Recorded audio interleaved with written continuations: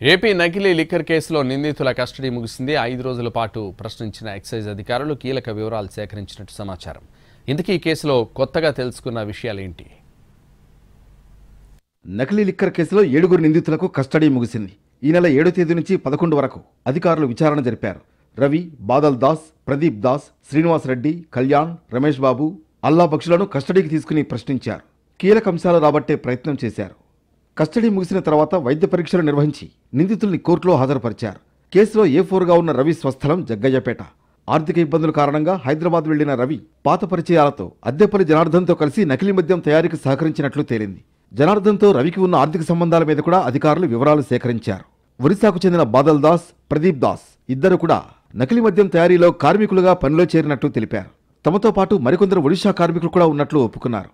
Plastic bottles పెద్ద ఎత్తున తన సంస్థలో తయారు చేసి శ్రీనివాస్ రెడ్డి అందించాడు.